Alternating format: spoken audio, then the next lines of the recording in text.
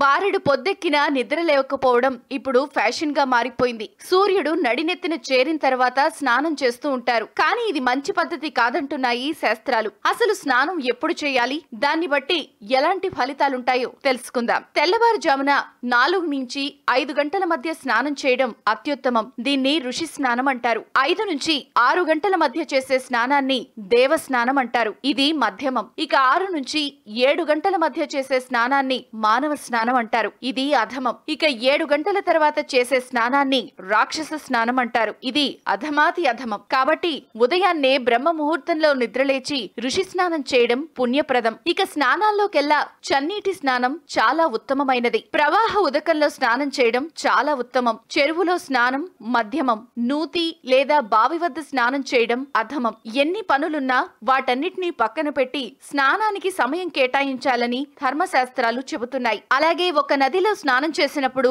ఇంకో నదిని దూషించకూడదు. అంతేకాకుండా ఆరు బయట సూర్యుని కిరణాలు శరీరాన్ని తాకేట్టు పరుండటాన్ని కూడా స్నానంగా పరిగణిస్తారు. దీన్నే సన్బాత్ అని అంటారు. మానవుల్ని పవిత్రుల్ని చేసుకోవడానికి భగవంతుడు అనుగ్రహించింది జలం, అగ్ని. అగ్నితో శుద్ధి చేసుకోవడం వీలు కాదు. అగ్ని అందలి దాహక శక్తి మనల్ని దహింపచేస్తుంది. కనుక జలముతో శుద్ధి చేసుకోవడం అందుబాటులో ఉన్న శాస్త్ర సమ్మతమైన విషయం. ఇక వివిధ రకాల స్నాన పద్ధతుల గురించి తెలుసుకుందాం. మంత్ర స్నానం. వేదమందు చెప్పబడిన నమక చమక పురుష సూక్తములను మార్జన మంత్రములను ఉచ్చరిస్తూ చేయు స్నానమిది. భౌమ స్నానం. పుణ్య నదులలో దొరుకు మన్ను లేక పుట్టమన్ను మొదలగు పవిత్ర మృత్తికను ఒంటి నిండా అలుముకొని మృత్తికా మంత్రములతో చేసేది భౌమ స్నానం. ఆగ్నేయ స్నానం. సమస్త పాపములను దగ్ధం చేసే పుణ్య రాశిని చేకూర్చే భస్మమును మంత్ర సహితంగా లేదా శివనామమును ఉచ్చరిస్తూ ధరించి చేసేది ఆగ్నేయ స్నానం. వాయువ్య స్నానం. 33 కోట్ల దేవతలు నివసించు గోమాత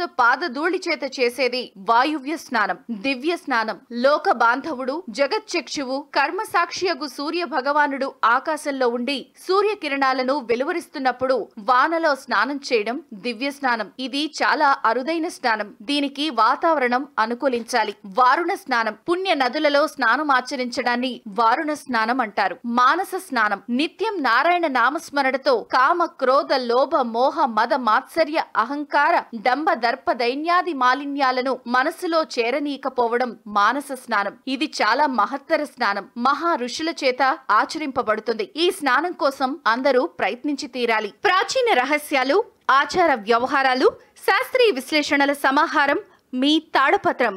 మరిన్ని వీడియోస్ కోసం సబ్స్క్రైబ్ చేసుకోండి. ధన్యవాదములు.